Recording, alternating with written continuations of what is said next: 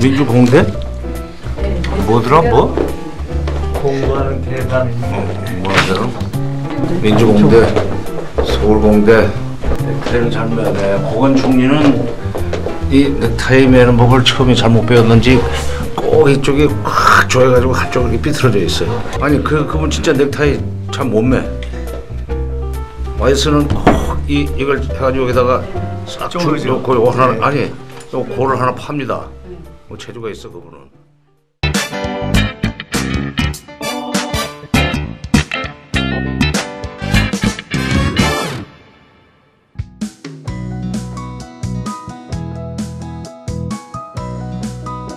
안녕하십니까. 민주연의 공부하는 대담 민주공대의 김민석입니다. 민주공대 첫 번째 시간, 오늘은 11월 7일로 예정된 미국 트럼프 대통령의 방한을 중심으로 북핵 문제의 해결 방향을 살펴보고자 합니다. 함께 얘기 나눌 두 분 모셨습니다. 정세현 전 통일부 장관님, 그리고 한반도 평화 번영연구소 김형덕 소장님 나오셨습니다. 반갑습니다. 반갑습니다. 장관님, 사실은 오늘 이게 이제 1회 방송이지만은 지난번에 장관님과 우리 김 소장님 모시고 시험 방송을 했습니다. 그 이후에 이렇게 스튜디오를 깨끗하게 그러게요. 바꿨습니다. 좀 바뀌었어요. 예. 예. 환하게 바꿨고요. 이름도 바뀌고. 정했습니다. 민주공대. 예, 민주공대. 우리는 그러니까 민주공대 개공 교수지. 아니 지금 첫 저기기 때문에 총장님으로 지금 아니 총장님으로 모셔가지고. 예. 김 소장님께서는 한국에 와서 연대 다니셨죠? 네, 그렇습니다. 거기서 결혼도 하셨죠? 그렇습니다. 섹시를 만나셔가지고 북한에서도 대학을 그럼 다니다 오셨습니까? 아닙니다. 저는 북한에서 출신 성분 때문에 대학을 갈 수가 없었습니다. 출신 성분 때문에? 네. 북한이 최근에는 그것이 완화돼서 거의 유명무실화됐지만 예전에는 그 대학 추천 제도라는 게 있어가지고 사실 집안이 썩 체제 성격하고 맞지 않는 사람들은 대학 추천을 잘 안 해줬습니다. 철저하죠. 예. 요즘은 좀 풀렸대요? 요새 좀 나아졌어요. 돈으로 좀 가는 경우가 많아졌답니다. 돈으로 가는 경우가? 자, 이쪽이나 저쪽이나 이 돈이 있어야 참 문제인데요. 자, 오늘 말씀을 시작하겠습니다. 북한이 그 핵실험과 중거리 탄도미사일 발사를 한 이후에 별다른 움직임을 보이지 않고 있어요. 10월 10일, 18일 이런 중요한 정치적 계기에 다시 실험을 할 것이다 또는 미사일 발사를 할 것이다 이런 얘기들을 했는데 예상이 빗나가고 실제로는 지금 최근에 김정은을 보면 오히려 대내 경제 행보를 하면서 이렇게 잠잠한 행보를 하고 있는데 이유가 뭘까? 어떻게 보시는가요? 우선 핵실험의 횟수를 가지고 말씀드리죠. 보통 5번 정도 핵실험을 해서 성공하면 아마 사실상 핵 보유국으로 인정할 수 있는 기술 수준에 도달했다고 평가들을 했습니다. 과거에 인도, 파키스탄의 경우에. 북한이 지금 6번을 했어요. 6번을 했는데 사실 6번을 했지만은 5번 했다고 봐야 되는 것이 1차 핵실험 때는 원래 소기의 목표를 달성하지 못했습니다. 제 기억에 그때 2005년도에 직후에 나온 얘기였었지만은 처음에는 TNOT 1킬로톤의 폭발력을 가진 실험을 할 거다라는 식으로 중국에 통보를 했는데 400톤 정도 정도의 폭발력밖에 없었다는 것이 중국 쪽에서 비공식적으로 흘러나왔어요. 그러나 하여튼 성공을 했지만은 빵 터진 것보다는 픽 하고 터졌다고 봐야 되는 거죠. 그러니까 그렇게 빼면 이제 5번 성공한 건데 중요한 것은 수소탄을 그 수소폭탄 일보 직전까지 간 것이 지난번 6차 실험이라고 저는 봅니다.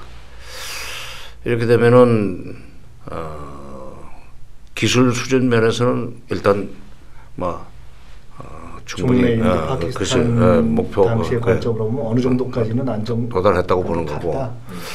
그다음에 중요한 것은 이제 그 투발수단인데 그걸 실어 가지고 미국의 동부 워싱턴이나 뉴욕까지 도달할 수 있는 그런 거리의 ICBM을 가져야 되는데 거리는 낼 수 있지만은 이게 대기권으로 다시 재집할 때 그 고열을 견디는 기술이 아직은 확보가 안 됐기 때문이 아닌가. 그러니까 폭탄 면에서는 이미 목표 수준에 도달했지만 대륙간 탄도미사일 기술이 아직은 미국을 위협할 정도, 미국의 그 행동을 바꿀 수 있는 정도까지 가지 못했기 때문에 조금 시간을 두고 기다린 거 아니냐. 일종의 한 번에 약간의 뭐 휴직이랄까, 예, 예. 그 다음 단계로 한 번 다시 좀 도약을 해야 되는 그 시기에 그렇죠. 도달했기 때문에 그러니까 이렇게 보시는 거고. 지금 이 시점에서 좀 괜히 쏘아대 가지고 그 미국이 놀랄 만한 수준에 도달하지 못하면 그다음부터는 북한이 얕잡아 그 무시당하게 되기 때문에 보여줄 수 있는 카드도 없이 서로 건드리는 것이 그렇다. 전략적으로 불리하니까 숨고르기를 하는 모양새를 취하면서 미국의 태도 변화를 기다리는 것이 아닌가. 뭐 일각에서는 이렇게 보지도 않습니까? 가령 뭐 B1B라든가 로널드 레이건 이렇게 미국의 전략 자산, 전략 무기들이 집중되고 있어서 그런 군사적 압박이 지금 먹힌 거 아니냐 이렇게 보는 것 시각도 있는데 그렇게는 그럼 보기는 어려운가요? 글쎄요. 압박론자들은 그렇게 얘기를 하고 싶어 하죠. 예. 그런데 지금 현실적으로 미국의 B1B라든가 뭐 F-35니 뭐 이런 것이 뜬다 한들 겁은 주지만 실제 행동으로 옮길 수 없으리라는 것은 북한이 너무나 잘 안다고 봐야 됩니다. 왜냐하면 미국이 지금 북한을 건드리면 그것이 곧 미중 전쟁으로 번질 수밖에 없고 미중 전쟁이 되면은 제3차 대전으로 번지라는 것을 전문가들은 얘기들 많이 하는데 북한도 그렇게 볼 거예요. 그러니까 B1B가 뜨고 무슨 F-35기가 날고 이러는 상황에서 북한이 함부로 움직이는 경우에 미국의 그런 어떤 그 대북 위협의 강도를 더 높임으로써 결과적으로 북한이 거기 또 그 대응해야 되는 데 들어가는 비용을 높이는 그 측면은 있지만 그것 때문에 무슨 뭐 그것 때문에 지금 그냥 두 달을 아무 일 없이 보내는 건 아닌 것 같다. 다시 말씀을 저희가 이제 해석을 한다면은 그 군사적 압박 때문에 멈추고 있다라기보다는 스스로가 이렇게 쭉 목표를 향해서 가고 있는 중에 그렇죠. 일정한 단계에서 숨고르기를 하고 있고 그 다음을 준비하고 있는 것. 지금 그 시점에 있는 것이 아니냐 이렇게 보신다는 거죠. 그러니까 저는 트럼프의 미치광이 전략의 속셈을 북한이 이미 알아버렸기 때문에 이제 약발이 안 먹힌다고 봐요. 그러니까 전쟁으로 완전히 가는 것도 아니고 그렇다고 완전히 평화적 해결로 가는 것도 아닌 상황에서의 긴장 관리 정도로 그렇죠. 하는 걸로 보고 있다 이거죠.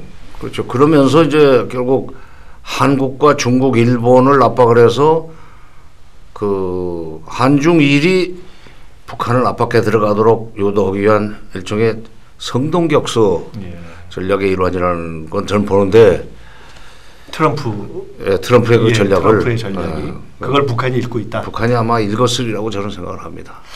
이건 어떻습니까? 그 최선희 북한 그 외무성의 그 북아메리카 국장이죠. 러시아에 가서 이런 얘기를 했는데 한편으로는 미국이 적대시 정책을 포기하지 않으면 육자회담에 복귀하지 않겠다. 이건 뭐 늘 했던 얘기죠. 근데 동시에 미국이 적대시 정책을 포기하고 핵 보유국으로서 북한과 공존하는 선택을 한다면 올바른 선택을 한다면 출구가 있을 것이다. 사실 두 가지 얘기에서 다 어찌 보면은 우리는 핵 보유국으로 가겠다라는 얘기를 하고 있는 거라면 약간 뉘앙스가 다른 얘기를 동시에 했는데 그 한편으로는 기존 태도를 얘기하면서도 출구라는 단어를 썼다라는 점에서 주목하는 사람들도 있는데 이건 어떻게 해석을 하는 것일까요? 미국이 북한에 대한 그 적대시 정책을 그 처리하지 않는 한 북한이 핵무기를 내려놓을 수 없다고 한 얘기는 여러 번 했죠. 네. 근데 북한의 화법이 조건절을 잘 봐야 됩니다. 그러니까 그 말을 뒤집으면 어떻게 되냐면 미국이 대북 적대시 정책을 처리하면 북한은 핵을 내려놓지 못할 이유가 없다 하는 얘기로 되는 거예요. 근데 보통 이제 대북 압박론자들은 앞 문장은 떼버리고 북한은 핵을 포기하지 않겠다고 했기 때문에 쓸데없는 협상 같은 것은 기대하지 말고 압박을 계속해야 된다 그런 주장을 하죠. 근데 이제 그 저쪽에 가가지고 그 베테르스부르크에 가서 연설을 하면서 좀 다른 얘기를 했죠. 근데 다른 얘기란 게 크게 다를 것도 없는 것이 핵 보유국의 지위를 인정하라는 얘기를 이제 공식적으로 했는데 그 비슷한 얘기는 사실 제 기억에는 한 4년 전에도 했던 것 같아요. 하지만 앞으로 북핵 회담이 열린다면 핵 회담이 열린다면 핵을 가진 국가들끼리 핵 군축 회담으로 가야지 핵 없는 사람들은 우리가 만날 이유가 없다. 이제 한국하고 일본은 빠지라는 얘기입니다. 미국, 중국, 러시아, 북한 이렇게 만나자는 얘기지. 그래서 그 얘기하고 같은 맥락으로 봐야 되는 건데 그러면 북한의 본심이 뭐냐 하는 게 있어요. 끝까지 핵 보유국의 지위를 인정받고 그거 더 이상 핵 폐기는 없다 하는 식으로 버틸라고 그런 거냐. 그런 경우에 미국이 북한한테 해줄 수 있는 것이 아무것도 없습니다. 그러니까 일종의 협상 전략 차원에서. 핵보유국으로서는 결코 인정하지 않겠다고 계속 얘기하고 그럼 미국이 그거 했는데 슬그머니 사실상 인정하는 것도 지금 어렵게 됐어요. 예. 옛날에 인도 파키스탄을 사실상 핵보유국으로 인정하던 시기하고는 지금 국제 정세 자체가 다르고 한반도의 지정학적 그 특성이 인도 파키스탄하고는 달라요. 그렇기 때문에 우리 때문에도 그러기 어렵습니다. 인도 파키스탄의 경우에는 또 인도 파키스탄은 미국하고 바로 이렇게 그렇죠. 그런 것도 맞상대를 하는 케이스는 아니고 그 중국 때문에 또는 소련 때문에 그 사람들 그걸 미국이 인정했다고 봐야 되는데 그러니까 나중에 가서 조금 깎아줄 망정 처음에는 비싼 값을 부르는 그런 소위 그 흥정의 그 전략으로 저는 봅니다. 적대시 정책을 포기한다면 또는 포기하지 않는다면이라는 조건절을 쭉 했던 얘기고 거기에 이제 핵보유국 지위를 우리는 유지하는 전제에서 하겠다는 얘기는 최근에 붙인 것이지만 그에 대해서는 그대로 갈 경우에는 미국하고 진전될 것이 없기 때문에 결국 최후의 어떤 벼랑 끝 협상으로 해서 갖다 붙인 것이라고 보는 것이 더 좀 합리적인 것이 아니냐. 막판은 그 협상이 이제 그 타결이 될 때는 얼마든지 그 조건을 좀 완화해가지고 접점은 만들어야 될 거 아니에요, 북한도. 이건 어떻습니까? 러시아 얘기가 나왔으니까 러시아의 그 상원의장 이름은 좀 발음하기가 어렵습니다. 미트비엔코인지 마트비엔코인지 러시아 말로 하시는가요? 빠루스키 정도. 가바리 빠루스키. 이게 러시아 말 할 줄 안다 그 말씀인 것 같은데 눈치로 그 상원의장이 북핵 문제 해결을 위한 육자회담 재개를 위해서 최선을 다하겠다 이렇게 얘기했는데 실제로 지금 중국 역할론이 쭉 있었습니다만은 러시아의 역할론이라는 게 실제 공간이 있을까요? 글쎄요, 중국만큼 북한에 대한 영향력은 없지만 전혀 없는 건 아니죠. 그러니까 러시아 단독으로 움직이지 말고 육자회담 재개를 바라는 나라들끼리 힘을 모아서 그러니까 중국도 지금 바라는 거고 러시아도 지금 동참하는 셈이고 사실은 우리도 육자회담이 빨리 열려야 된다는 입장을 좀 공개적으로 얘기를 해야 되는데 어떻게 이제 기회를 놓쳤어요. 일본은 무조건 미국 편이니까 트럼프 편이니까 그건 기대할 거 없고 또 육자회담이 조건을 제시했지만 북한도 육자회담이 빨리 열려가지고 여러 가지 대북 제재 같은 것이 좀 완화되는 것을 바랄 겁니다. 왜냐하면 육자회담이 열리는데도 불구하고 유엔의 대북 제재를 계속할 수는 없어요. 그건 그 원리상의가 어긋나는 거니까. 그러니까 육자회담의 재개를 바라는 나라들이 지금 힘을 모아야죠. 그러니까 한국이 이제 그쪽에 줄을 서야 돼요. 이번에 트럼프 대통령 왔을 때 그런 입장을 전달할 수 있을지 또 그런 육자회담의 재개라는 것은 대화 국면의 시작이라는 뜻과 함께 추가 제재는 일단 스톱하면서 문제를 풀어본다라는 의미를 가지는 것이겠군요. 그러니까 북한으로서는 나쁘지 않고 그러니까 북한도 근데 한편으로는 좀 육자회담 이것도 별 필요 없다 이런 식으로 또 얘기도 얼핏 북한에서 아니 그러니까 다음번에 열리면은 비핵화를 위한 회담이 필요 없고 비핵화는 우리는 안 할 테니까 필요 없고 한다면은 핵을 가진 국가들끼리 군축 회담을 해야 된다는 얘기인데 그거는 좀 과한 요구지. 이제 핵무기 몇 개 가졌다고 그동안 700개 가지고 무슨 7, 8천 개 가진 나라들하고 예. 맞먹는 자리 그 회담을 하겠다고 그래. 그건 택도 없는 거고 초등학생이 유치원 막 끝난 그 어린애가 무슨 대학원 학생하고 같이 앉아 우리 학생들끼리니까 회담하자고 그러고 똑같은 거지. 그 오늘 본래 본 주제가 이제 트럼프 대통령, 도널드 트럼프 미국 대통령의 방한과 관련된 것이었습니다. 11월 5일부터 아시아 5개국을 순방하는데요. 가장 큰 목적은 북한 문제 해결이다. 뭐 이런 얘기가 있는데 과연 큰 틀에서 북한 문제, 북핵 문제에 대한 해결 방향을 나름 보관을 가지고 올지 방향이 나올지 또 한국에 왔을 때 우리나라에 왔을 때 한미 정상회담이라든가 국회 연설에서 또 그 특유의 돌발 발언은 없을지 뭐 여러 가지 관측과 우려 뭐 기대가 혼재하고 있습니다. 큰 대략적 전망이라든가 관측 어떻게 보십니까? 트럼프가 워낙에 그 예측 불가능한 사람이어서 지금 예측하기가 좀 조심스러운데 지금까지 해왔던 식으로 가리라고 보는 것이 뭐 큰 실수를 안 하는 방법이긴 하지만 지금 깜짝 놀랄 일이 일어날 수도 있다는 얘기를 했단 말이에요. 네. 자기 순방 중에. 깜짝 놀란다는 얘기는 말폭탄 쏟아내고 과영과 분노 무슨 뭐 이미 그건 안 놀래죠. 뭐 그거는 이제 안 아닐 거예요. 저희가. 안 놀란다고.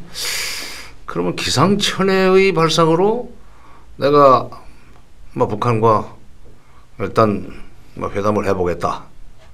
내가 그 전에 후보 시절에 김정은이 워싱턴에 온다면은 그 햄버거를 먹으면서 회담을 요구했다는 얘기를 했는데.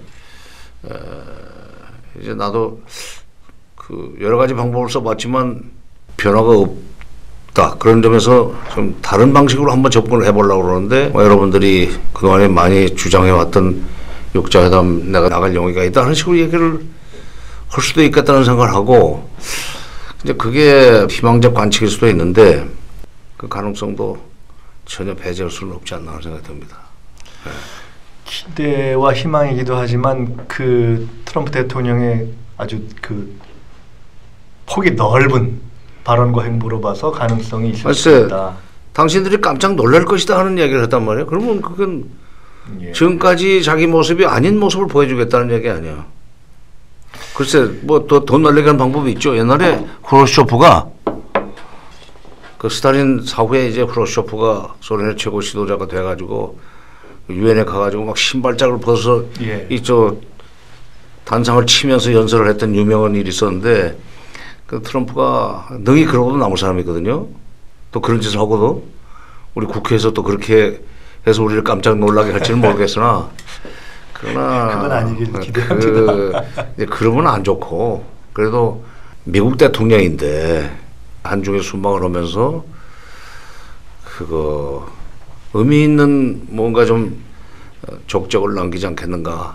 기대 섞인 뭐 예, 결국 이제 저희 입장이 중요할 텐데 정상회담이 7일입니다. 그럼 그때 어떤 점을 명확하게 하는 것이 중요하냐. 어디 지난번에 그런 말씀하셨던가요? 그 결국 이렇게 우리나라 같은 입장 또는 강국들과 외교를 할 때 약한 조금 더 이렇게 상대적으로 약한 입장에 있을 때는 설득의 힘이라는 것이 중요하다. 그렇죠. 그런데 김대중 대통령께서 2002년에 부시 대통령을 만났을 때 장관님한테 그런 말씀을 하셨다고. 그러니까 젖 먹는 힘을 다해서 설득했다. 내가 젖 먹던 힘까지 동원해서 이런 100분 동안 오전에 부시를 설득을 했어. 이제 그렇게 말씀. 그랬더니 오후에 지금 북한하고 대화하겠다는 연설을 하지 않았어. 이번에 그러면 문재인 대통령이 트럼프 대통령에게 젖 먹는 힘을 다해서 설득해야 될 핵심적인 입장이랄까, 핵심적인 논리는 뭐가 돼야 될까요? 그래서 맥시멈 프레셔 앤드 인게이지먼트라는 것이 그들의 대북 정책이라고 4월 26일 날 국방장관, 국무장관, 정보 장관인가요? 3인이 공동으로 발표를 했는데 지금 그동안에는 지금 인게이지먼트 쪽으로는 가지를 않고 최대 그 압박 쪽으로 이제 방점을 찍어서 정책을 추진해 왔고 그 최대 압박이라는 맥락에서 이제 뭐 화염과 분노, 뭐 완전한 파괴 뭐 이런 얘기들을 이제 트럼프는 또 트위터로 쏟아냈지만 그렇게 해봐도 변화가 없지 않느냐. 그동안에 압박을 그렇게 지금 몇 달 했어. 6개월 이상 지금 7, 8개월 했는데도 불구하고 북한의 태도는 변화가 없다. 오히려 더 위협적인 도발만 했다. 그렇다면 압박으로 안 된다는 얘기다. 그러면 당신의 순서에 의해서 이제 인게이지먼트로 넘어가 보자. 또 우리 국민들 입장에서는 미국이 그렇게 압박을 통해서 북한을 굴복시키고 자진해서 회담에 나오도록 만들겠다고 겁을 주는 동안에 4월 유기설이 나왔었고 한번도 8월 유기설이 나왔었고 또 심지어 지난번에도 뭐 11월 달에도 그런 유기설이 나오지 않는다는 그런 이제 공포가 우리 국민들을 괴롭혔는데 우리 국민들을 위해서라도 이제는 그런 전쟁으로 갈 것도 아니면서 전쟁할 것처럼 겁을 주는 그건 좀 그만두고 대화에 나올 수 있도록 당신 내가 퇴로를 좀 열어달라. 조금만 말하자면 이 여유를 주면 우리가 나서서 북한을 설득해서라도 소위 터무니없는 소위 입구에 들어가기 전에 내놓는 조건들이 있어요. 터무니없는 조건을 걸지 말고 회담에 나올 수 있도록 협조를 해보겠다. 그 다음에 어차피 지금 중국이나 러시아도 북한을 대화로 육자회담으로 불러내야 된다고 얘기하는데 미국이 북한에 대해서 가지고 있는 발언권이나 영향력보다는 중국, 러시아가 좀 더 클 테니까 우리가 그들하고 손잡고 한번 불러낼 테니까 거기에 대해서 양해를 해달라. 그러니까 압박과 제재가 효과를 못 냈다는 사실 지적하고 이제 순서에 의해서 인게이지먼트 대화 쪽으로 가보자. 그리고 그거를 우리가 다리를 놓을 테니까 거기에 대해서 조금 양해를 해라 하는 그건 좀 해야 되잖아. 오히려 트럼프 대통령이나 미 정부의 그간의 논리를 받아주면서 그 그렇죠. 연장선에서 이제는 그 다음 또는 그 강조점으로 관여 쪽으로 넘어가야 될 때가 아니냐라고 그렇죠. 지금 그 논리를 인정하는 선에서 설득을 해야 되는 것이 아니냐라고 말씀하셨는데 아까도 말씀 나왔습니다만 계속 지금 강조하시면서 말씀하신 전제 중에 하나가 이미 트럼프 대통령의 어떤 전략이랄까 소위 그러니까 어떤 용어로 볼 때 뭐 소위 우리 흔히가 미치광이 전략이라고 이야기하는 그것이 큰 틀에서 그러니까 일반 평화적인 대화에 의한 해결도 아니고 그렇지만 실제로 군사행동도 가지 않는 선에서 상당한 수준의 긴장을 관리해가면서 자신의 어떤 전략적 목표 그것이 무엇이든지 간에 그것을 이렇게 달성해가는 것으로 가고 있는 것이 트럼프 대통령의 지금 폭 내지는 전략 아니야 이렇게 보시는 것이 계속 지금 나타나고 있고 북도 그것을 나름대로 그렇게 보고 있는 것이 아니냐 지금 이렇게 말씀하시는 것 같은데 그러면은 정상회담에서 예를 들어 미국산 무기 문제라든가 방위비 문제라든가 이런 것들도 어떻습니까? 거론이 될 가능성이 이제 트럼프는 논리만 가지고 안 될 거예요. 그러니까 그때 조지 W 부시만 해도 정치인 출신이기 때문에 정치인끼리 논리와 명분으로 얼마든지 설득할 수가 있었다고 생각합니다. 근데 트럼프는 지금까지 우리가 최근 년간에 겪어왔던 미국 대통령들은 완전히 다르죠. 출신이 다르고 결이 다른 사람입니다. 한마디로 말해서 장사꾼이에요. 본인은 자기가 가장 똑똑하다고 제일 좋은 대학 나와서 정신분석학적으로는 그런 사람들일수록 자기가 가장 똑똑하다고 내 머리를 따라올 사람이 없다고 착각을 한대요. 그렇기 때문에 미치광이 전략을 쓰는 겁니다. 근데 그동안에 이 사람이 전쟁이 날 것처럼 위기를 고조시켜 놓고 우리한테 사실 무기를 많이 팔았어요. 첨단 무기 지난번에 뉴욕에서 만나가지고 첨단 무기 구입 및 기술 제공이라는 거 합의를 하지 않았습니까? 정상회담 6월 달에 있었던 정상회담 때는 장사를 못 했는데 그 뒤에 계속 전쟁이 일어날 것처럼 공포 분위기를 조성해 놓고 북한이 거기에 대해서 대응하지 않을 수 없도록 해서 진짜 위기설이 현실로 옮겨질 수 있는 분위기를 만들어 놓고 그런 슬그머니 꺼냈단 말이죠. 그 다음에 그러니까 FTA 가지고 우리 겁줬지. 그 다음에 또 북한 압박하는데 협조하지 않거나 또는 방위비 분담 더 내지 않으면 미군 철수시켜버리겠다는 겁을 주고 그러는데 그러니까 FTA나 그 다음에 방위비 분담에 해서 우리가 좀 일정한 양보를 하더라도 돈을 좀 더 쓰더라도 그건 돈 문제입니다. 그러나 국민들이 불안하게 사는 거 이거는 좀 면하게 해줘야 되는 거 아니냐. 그러니까 문 대통령이 어차피 그거 뭐 미국이 FTA 재협상하자고 그러는데 그거 비켜갈 수는 없을 겁니다. 미국이 지금 FTA 때문에 무역에서 손해를 보고 있어서 그걸 좀 균형을 잡아달라는 거고 우리가 돈을 많이 번 만큼 뭐 그동안에 그건 좀 미국 무역에서 돈을 덜 넘기는 FTA 협상을 할 수도 있다고 봐요. 그다음에 방위비 분담도 사실 우리가 적게 내는 건 아니에요. 뭐 더 달라면 더 주고서라도 북핵 문제 때문에 불안하게 사는 이 시간은 좀 단축을 시켜야지. 그러니까 여러 가지 이슈 가운데 하여간 가장 중요한 전략적 우선순위는 명료하게 하고 가자. 그렇죠. 그 말씀이네요. 네. 그러니까 FTA나 방위비 분담은 하나의 그 방법론 내지는 수단이니까 그걸 카드로 해서 육자회담 재개를 하기 위한 소위 국제 공조를 우리가 선도할 테니까 미국은 뭐 반대하지 말고 있다가 일이 되면은 그때 뭔 얘기는 쳐고 나오는 식으로도 좀 판을 짜자. 그걸 문 대통령이 뭐 오전 회담 되게 뭐 길어야 한 100분 할 겁니다. 왜냐하면 일반적으로는 단독 회담 한 40분, 확대 회담 한 60분. 보통 이렇게 정상회담 하기 전에 뭐 대통령의 준비랄까 또는 연습이랄까 또는 뭐 시뮬레이션이랄까 이런 건 어떤 방식으로 진행되나요? 글쎄요, 저 외교 회담은 어떤지 모르겠어요. 근데 남북 정상회담은 분명히 회담 경험을 가지고 있는 사람이 북측 대표가 돼가지고 괴롭히는 모의 회의를 합니다. 대통령을 무지하게 괴롭혀드리죠. 그래가지고 대응 능력을 예를 들어 남북이라면 뭐 김정일역, 뭐 김정은역을 해서 그렇죠. 대응 논리를 계속 만들고. 네, 그렇죠. 트럼프 역을 해볼 사람을 찾기에 상당히 만만치 않겠는데요. 과거에 남북 대화에서는 많이 했었어요. 예.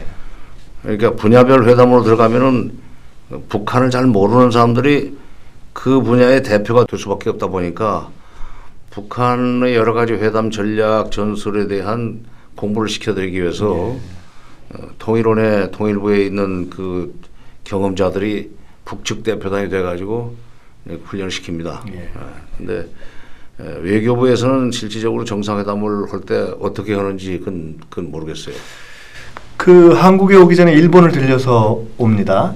트럼프 대통령이. 일본에서는 주로 어떤 얘기를 하고 올지, 그리고 일본에서 뭐 지금 이제 아베가 이번에 또 승리를 했는데 자위대 역할의 확대에 이제 합의를 할 것이다. 뭐 일정한 용인이 이루어질 것이다. 이런 관측들을 하는데 그런 미국과 일본의 논의가 그 대목이 우리가 걱정되는 대목이에요. 어떻게 영향을 왜냐하면 미와 동북아에 미칠지. 아베가 지금 의회를 해산해가면서까지 총선을 해서 사실상 압승을 하지 않았습니까? 이제 공명당까지 합치면은 3분의 1을 확보했기 때문에 개헌은 얼마든지 발휘할 수 있고 힘이 생겼는데 이렇게 되면은 소위 지금 있는 헌법 구조 전수방위에 그치게 되어 있는 헌법 구조를 고쳐서 정상국가 그러니까 위협이 상대 측으로부터 위협이 감지되면은 먼저 치고 나갈 수 있는 그런 이 국가로 이제 탈바꿈 올라올 거예요. 그러기 위해서 그동안 일본이 꾸준히 그런 상황을 만들기 위해서 써왔던 것이 북한 카드입니다. 그러니까 북핵 문제를 해결할 것처럼 하면서도 압박 방식으로 풀어야 된다는 트럼프의 비에 맞는 발언을 계속해가지고 북한이 거기에 대해서 대응하는 차원에서 도발을 하도록 만들어가지고 봐라. 이렇기 때문에 지금 절대로 정권을 바꿔서는 안 되고 오히려 지금 북한에 대해서 그 압박을 강화해 나갈 수 있고 그 연장선상에서 일본을 정상국가로 만들 수 있는 아베, 기시노부스키의 외손자인 아베가 다시 한번 일본의 영광을 되찾도록 밀어줘야 된다 하는 정서가 조성돼서 이렇게 됐단 말이에요. 그러니까 지금 그런 그 아베가 트럼프를 만나서 얘기를 하면서 절대로 이 유화적인 국면 내지는 인게이지먼트 쪽으로 가자는 얘기를 할 가능성이 낮다는 게 문제가 있습니다. 아까 내가 우리한테 와서는 아베 입장에서는 결코 그렇게 안 할 인게이지먼트 것이고. 쪽으로 가야 된다는 얘기를 해야 되고 우리 대통령이 그리고 그 트럼프가 거기에 대해서 뭐 반승락 정도는 하도록 만들어야 되는데 아베하고 얘기를 그런 쪽으로 그야말로 프레셔를 계속 그런 쪽으로 얘기를 해놓고 오면 여기 와서 그걸 바꾸기가 어렵게 된다 이거야. 더구나 미국의 아시아 정책이라는 큰 틀에서 볼 때 그 중요도는 일본이 훨씬 더 큽니다. 한국은 그건 미쳐요. 뭐 일본에 뭐 2박 3일이고 우리 1박 2일밖에 안 된다고 그거 가지고 우리가 뭐 미국한테 뭐 점수가 있느니 없느니 그런데 그야말로 그건 소국 근성 중에 근성이에요. 그 골프 치느라고 하루 더 있는 거고 아베가 그 트럼프한테 금으로 된 혼마 그 드라이버 예. 그 선물했으니까 그거 한번 써야지.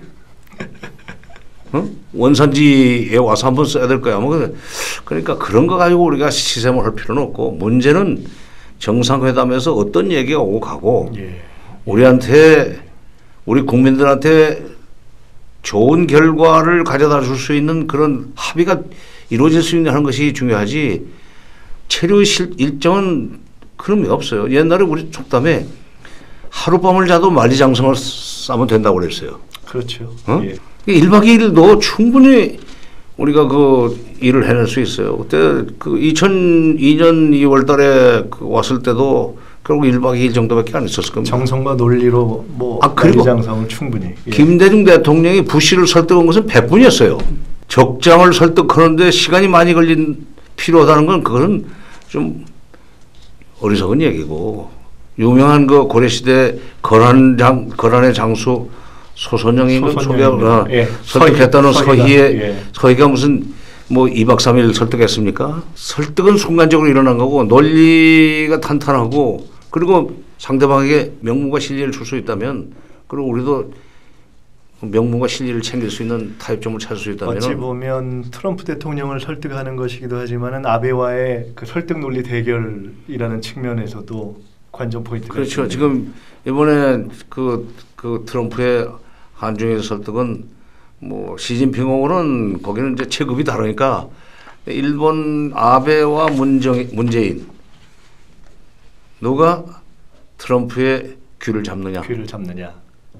그 우리 장관님께서 중국도 잘 아시는데요. 중국도 이렇게 뭐 오랫동안 이렇게 아주 깊이 있게 쭉 봐오셨는데 중국의 시진핑 체제 2기 뭐 언론에서는 여러 가지로 뭐 심지어 뭐 1인 천하가 열렸다 이런 표현까지 합니다만은 우리 입장에서 시진핑 체제가 어찌됐든 정치적으로 강화되었다. 이것이 북핵 문제에는 어떤 영향을 미칩니까? 지금 시진핑 2기로 들어가면서 일단 당장 사드 보복은 조금 완화될 것 같아요.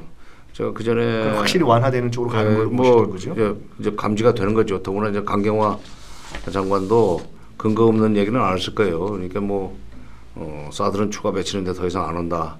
그다음에 MDA 그 가입하지 않겠다.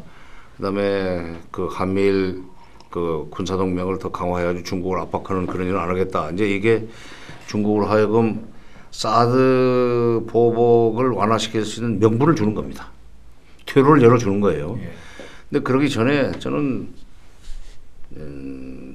19차 공산당 대회 전에 그 중국 정부가 사드에 대한 보복 조치를 완화시키는 경우에 잘못하면은 그 권력 투쟁에서 시진핑에게 시진핑에 불리한 그 조건이 될 수 있다고 봤고 그러나 이게 끝나고 나면은 아마 조금은 이 우리에 대한 그 대한 정책을 좀 변화시키지 않겠는가. 강경에서 좀 유연하게 바뀔 가능성이 있다. 왜냐하면 이제 2기에 들어서면서 본격적으로 1대1로 사업을 시작을 해야 됩니다.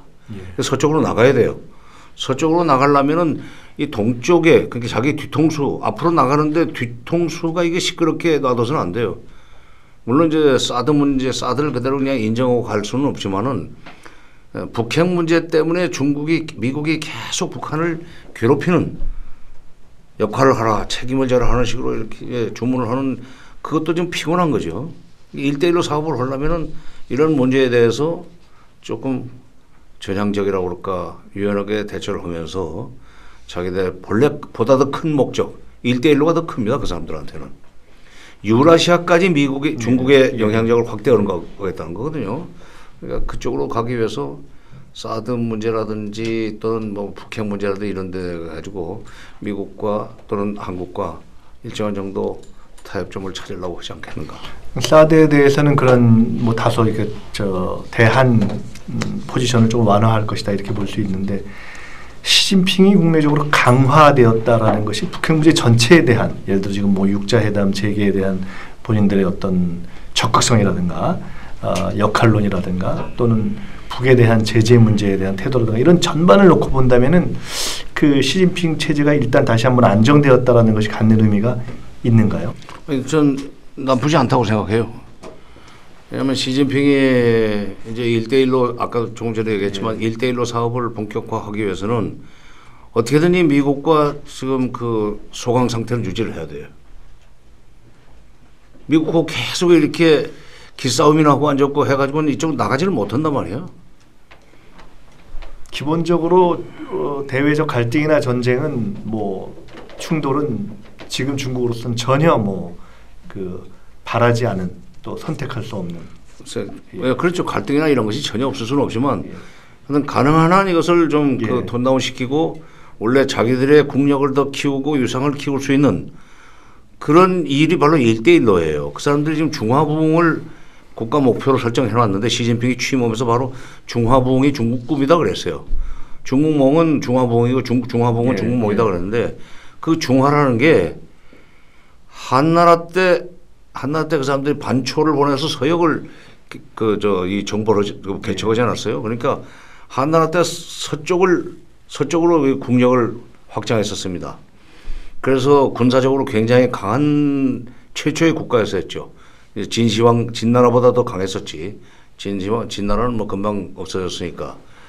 그러니까 한나라 때 그야말로 그 천하를 호령하던 군사력을 가졌던 나라고 그 후에 나온 당나라는 문화적으로 절대적인 우위를 가지고 있던 나라이기 때문에 그 사람들은 강한 성당이라는 표현을 써요.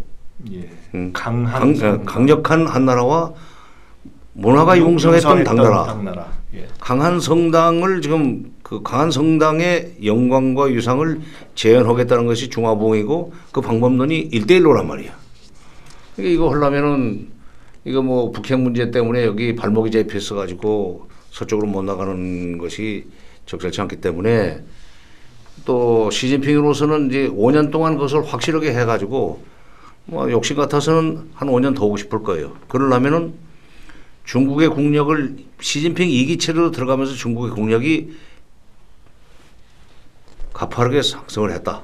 그리고 미국 정책도 적절하게 관리를 해서 미국과 적대 관계를 풀었고 미국이 중국을 압박해 들어오는 상황을 이제 그 조정을 했기 때문에 외교적으로 큰 업적을 남겼다.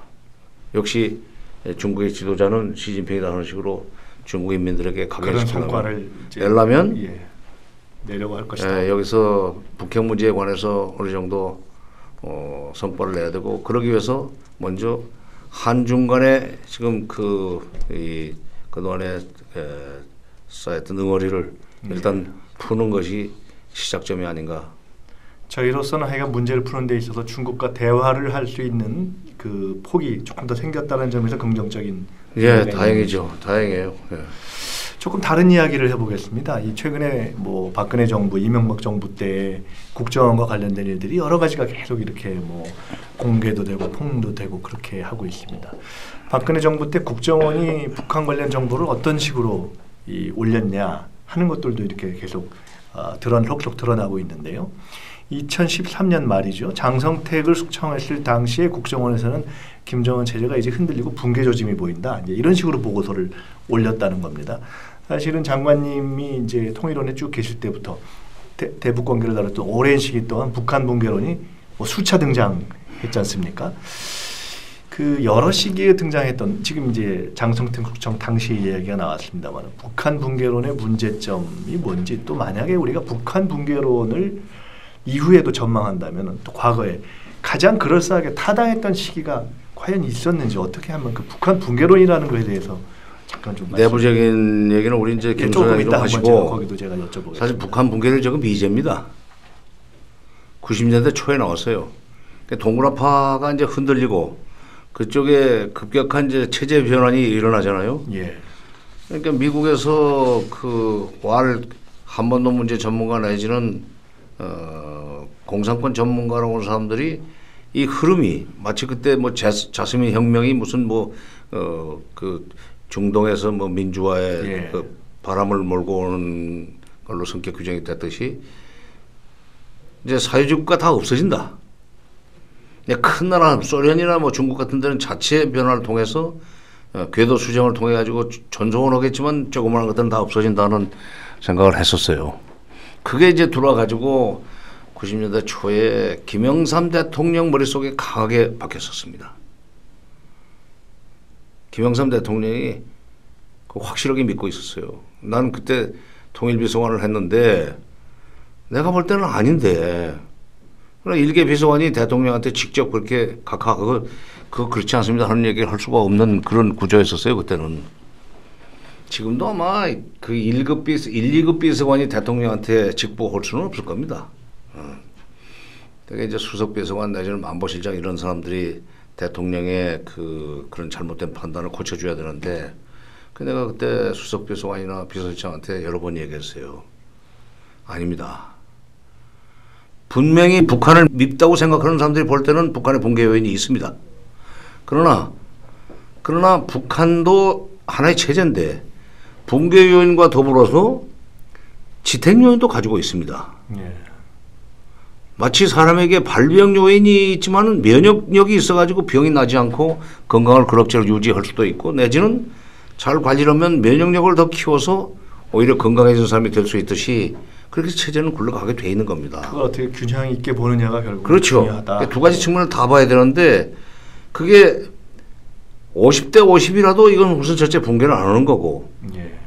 더구나 북한의 붕괴를 바라는 분들이 붕괴 요인이라고 지적하는 바로 그 대목이 지탱 요인이라는 얘기를 했어요. 왜냐하면 강력한 독재, 철권 정치, 그다음에 공포 정치 이런 것 때문에 도저히 봉기를 못합니다.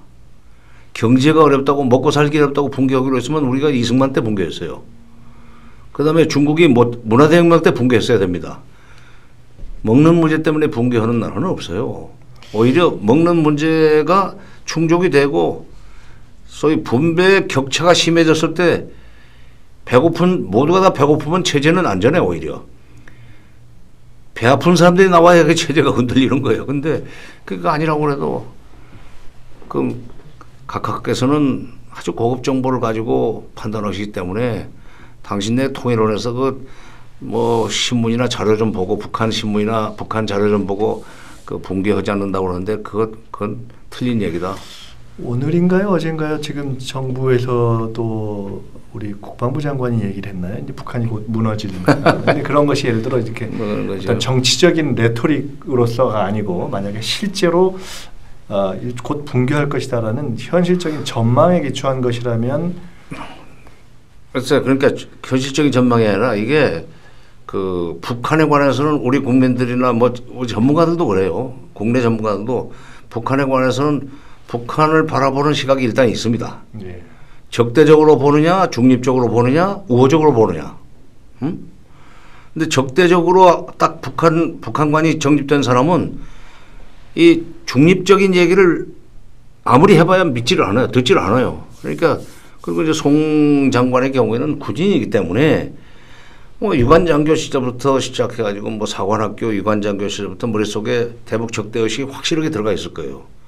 그러니까 북한의 좋은 면은 보지를 못하고 살아온 구체적인 어떤 근거와 정보에 의한 전망이라기보다는 그건 이제 관점에 의한 정치적 발언으로 보는 그렇죠. 그러니까 선입견이라는 게 그만큼 무섭죠. 어떠신가요, 우리 김 소장님? 그때 얘기를 한다면은 사실 지금 2014년 경우에 박근혜 대통령이 통일 대박론을 얘기했을 때도 어떻게 보면은 북한이 곧 붕괴할 것이라는 그런 확신의 기초에서 그런 것이 아니었을까라고 지금 저희가 되짚어보게 되는데 장성택이 숙청됐을 때 그 당시 북한 관련한 이렇게 북에서 넘어온 분들 얘기라든가 자주 이게 국경을 왔다 갔다 하시니까 그때 느낌이 어땠습니까?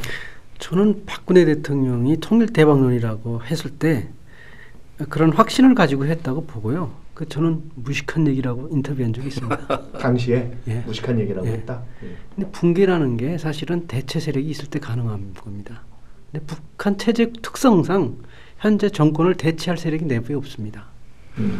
아까 우리 장관께서 말씀하신 정치적 요인, 뭐 경제적 요인, 지탱 요인이라는 측면을 지적해 주셨는데 좀 다른 각도에서 대체 세력이 없다. 그것이 그렇죠. 현 정권을 대체할 수 있는 세력이 있을 때 정권은 바뀌는 겁니다. 남한에 야당이 있어서 선거를 하기 때문에 바뀌는 것이. 북한은 야당이 없지 않습니까? 시민이 세력화될 수 없지 않습니까? 이 두 구조 때문에 북한 정권은 어떤 경우에도 그렇게 쉽게 무너지지 않는다고 저는 보고 있습니다. 그런 의미에서 본다면 뭐 제재에 의해서 압박에 의해서 또 정치적 요인에 의해서 그런 여러 가지 요인에 근거한 또는 뭐 국제적 정세 일정한 장래에 예측할 수 있는 장래에 북한 붕괴론을 현실적으로 얘기할 상황이 오기는 어렵다. 네, 저는 정 장관님도 앞서서 말씀드렸듯이 북한 사회가 좀 더 보편적인 사회, 그러니까 시장 경제, 민주주의 사회는 아니더라도 적어도 시장 경제가 좀 확산이 돼서 신분 때문에 대학 못 가는 그런 것도 아니고 뭐 그런 정도. 개인이 부가 어느 정도 축적이 되면 또 다른 욕구로 이어질 수 있습니다. 그럴 때 변동성이 있지 그 전에는 저는 북한 체제 변동이 쉽지 않다고 봅니다. 그러니까 북한 붕괴라는 문제와 관련해서 지금 막 개념이 막 혼란스럽게 쓰여지고 있어요. 그러니까 김정은 정권의 붕괴라는 것은 뭐 일어날 수도 있다고 봐요. 그러니까 한 개인이 최고 권력자의 자리에서 쫓겨날 수는 있습니다. 그런데 북한은 그것도 쉽지가 않지만 김정은이나 김정일이 권좌에서 쫓겨나는 것도 북한 정권 붕괴라고 그러고, 그다음에 노동당이 없어지는 것도 북한 붕괴라고 그러고, 또는 사회주의 체제가 없어지는 것도 붕괴라고 그러고. 근데 사회주의가 조금 수정 궤도를 거쳐서라도 조선민주주의 인민공화국은 계속 남아있을 수 있게 돼 있어요. 근데 조선민주주의 인민공화국, 그 다음에 북한의 사회주의 여러 가지 정치, 경제, 사회 체제, 그 다음에 김정은 정권, 이것이 그냥 똑같은 용어처럼 전제를 하고 김정은 정권 붕괴가 곧 조선민주주의 공화국 붕괴다. 그리고 그렇게 되면 이제 거기는 권력의 공백이 오기 때문에 바로 우리가 올라가서 우리가 접수하면 통일이다. 아주 굉장히 참 순진무구한 그 발상이죠. 북한의 그런 정치적 격변이 일어나도 지금은 대타가 없어요. 그러니까 장성택이 그럴 위험성이 있기 때문에 제거됐다고 나는 봅니다만은 대타를 꾸준히 위험하면은 제거해버렸거든. 김일성 때부터 조금만 그냥 북한들의 인민들에게 조금의 인기가 있다 하면은 그럼 바로 그냥 없애버리는 거 아니에요. 그 겁나서도 그런 짓을 못 했는데 그런 꿈을 못 꿨는데 간에 이제 뭐 외부적인 요인에 의해서건 뭐가 됐건 게 격변이 일어나서 정치적 혼란이 온다. 그럴 경우에 거기에 권력 공백 상태가 몇 분이나 갈 것 같습니까? 바로 총리를 가진 자들이 권력을 잡게 돼 있어요. 권력은 총구에서 나온다는 게 모택동의 말인데 그건 참 진리예요. 그러니까 북한의 이런 김정은이 있을 때보다 북한의 군부가 집권했을 때 그때 더 복잡해요. 예. 그걸 알아야 돼. 그러니까 뭐 북한이 무너지면 바로 통일된다는 것은 아주 나이브한 정도가 아니라 어리석은 거고, 그다음에 쉽게 붕괴하지도 않고, 더구나 국무위원쯤 돼가지고 그런 얘기를 하면 곤란하지. 자, 이제 전문가라면 또 몰라요. 예, 이제 트럼프 대통령의 아시아 순방, 그리고 사실은 장관님도 그런 말씀하셨습니다만은 이제 정부와 대통령께서도 이제 그런 기대를 상당히 하고 있는 것처럼 보이는데, 평창 동계올림픽 이후에는 이런 것도 또 이렇게 남북 간의 관계를 좀 이어가는 고리가 될 수 있지 않겠냐는 기대를 저희가 또 갖고 있고, 또 북이 그 문제에 대해서는 혹시 조금 조응해올 가능성이 있지 않느냐, 뭐 이런 조짐도 있고 등등한데, 자, 이 시점에서 한번 오늘 이렇게 말씀을 마무리하시면서 북이 숨고르기를 하고 있고 또 이 주변 정세가 다시 한번 이렇게 조정기에 들어가는 이 시점에서 저희가 북핵 문제 또 한반도 문제 해법을 위해서 주력해야 될 방향, 마무리 말씀 한번 부탁드립니다. 예, 간단하게 하죠. 지금 북한이 이 동계올림픽 출전권을 하나 따냈죠, 피규어. 그럼 이제 올 수는 있게 돼 있습니다. 또 와야 되고. 근데 그거를 빌미로 해서 지금 북한이 김정은의 업적을 만들어 놓은 것이 마식령 스키장 아니에요. 그래서 마식령 스키장에서 적어도 스키는 뭐 분산 뭐 개최를 하자고 그러나 이런 식으로 조건을 걸고 나오면서 공동 개최, 그렇게 되면 공동 개최입니다. 그리고 문재인 대통령이 얘기했던 바로 그 평창 올림픽, 동계올림픽 공동 개최가 되는 거죠. 그럴 가능성도 있다고 보고 정부 쪽에서는 좀 준비를 할 필요가 있지 않나. 그다음에 며칠 전에 어저께인가 그저께인가 만약 그런 정도 상황이면 그건 받아야 된다. 아니 우리가 제안을 해야죠. 그러니까 피겨 그 선수권을 출전권을 따냈기 때문에 올 수 있다고 했고 그러기 전에 지난 5월달인가 6월달에 무주 태권도 대회 와가지고 대통령이 평창 동계올림픽 공동 개최 제안하니까 그 스포츠 위에 정치 있다고 했던 사람이 지난달인가는 그 스포츠와 정치는 무관하다고 그랬단 말이에요. 그러니까 하겠다는 얘기예요. 그러니까 그걸 우리가 잘 활용해야 되고 또 이번에 그 어부들 일주일 만에 돌려보내지 않았어요? 예. 제가 여기저기 수송을 해봤는데 전혀 우리 쪽에서 무슨 물밑 작업을 한 것도 아닌데 왔다고 그래요. 또 국방장관은 재패간지도 몰랐다고 이제 그래가지고 또 좀 그것이 뭐 게다가 그 명분을 인도주의 차원에서 인도주의 이렇게 언제든 인도주의인데 잡혀간지도 몰랐었다는 것도 문제지만 왜냐하면 해군들이 거기서 NLL 상에서 전부 다 이게 뭐 저 순찰을 하고 있어야 되는데 우리 배가 잡혀가는 것을 어선이 잡혀가는 걸 몰랐다면은 그 책임 문제죠. 근데 해군 출신이 그런 얘기를 한다는 게 참 난 조금 이해가 안 돼. 근데 그 돌려보낸 것이 난 나쁜 사인은 아니라고 봅니다. 예. 그동안에 굉장히 남쪽과는 상종을 안 하겠다는 돈으로 나가다가 지금 이거 돌려보내는 거 보면은 슬그머니 인도주의 명분을 걸고 이게 돌려보냈으니까 뭐 너희들이 굳이 인도주의 사업을 하자고 한다면 우리가 못할 것도 없다. 우리가 말하는 인도주의는 이제 이산가족이죠. 뭐 이런 걸로 해서 얘기를 시작을 하고 성과는 못 내더라도 결론은 빨리 못 내더라도 예를 들면 이제 내년 설을 계기로 해서 이제 추석 지났으니까 이산가족 상봉 사업을 한번 하자 이렇게 말을 걸기 시작해서 쪽에서 조금이라도 대꾸를 하면 근데 이번에 피규어 하나 오기는 오는데 그러지 말고 마식령에다가 우리가 스키를 그 분산 개최해줄 용의가 있으니까 공동 개최하면 어때 하는 식으로 말을 걸어야 된다 이거야. 과감하고 적극적으로. 그렇죠. 예. 우리 이제 이쪽에 평창 용평 쪽에 만들어놓은 스키장 그쪽에서는 좀 속상하겠지만 그러나 대의를 위해서 그런 것은 그쪽에서 양보를 해야죠. 자 우리 김 소장님도 마무리 말씀 좀 부탁드립니다. 한반도 문제의 평화적 관리는 사실은 장기적으로 남한 정부에 유익합니다. 그렇기 때문에 저는 북한 문제를 바라볼 때 사실 좀 우리 정부가 주인의식을 갖고 여유를 갖고 줄 수 있는 것 조금 내주더라도 장기적 관점으로 좀 접근할 필요가 있습니다. 특히 트럼프 대통령의 경우는 이익만 어느 정도 제공된다면 명분을 제공된다면 또 대화 국면으로 끌어들일 수 있다고 봅니다. 그래서 가장 우리 이해관계의 중요한 당사자로서 한반도가 좀 주인의식을 가지는 게 필요하지 않을까. 북한이 그런 아량을 내버릴 여유가 없습니다. 그러니까 저는 우리 한국 정부가 그런 측면에서 미국의 이익을 어느 정도 충족시키면서 대화 국면으로 이제 전환할 수 있는 그런 노력이 저는 필요하다고 봅니다. 네, 이상입니다. 트럼프, 아베, 시진핑, 푸틴, 김정은 뭐 흔히 스트롱맨들이라고 이렇게 부릅니다. 근데 이 스트롱맨들이 한반도 정세와 관련된 이 지도자들과 그 나라들의 입장이 점점 더 스트롱해지고 있는 상황입니다. 저희도 그것을 풀어갈 힘이 필요한데 대한민국의 힘은 뭐냐? 근데 그 중에 보면 지금 6국 중에 지금 문재인 대통령이 제일 좀 부드러운 분이에요. 그런데 한자 사자성에 유능제강이 있습니다. 부드러운 것이 오히려 강한 것을 얼마든지 제압할 수 있다.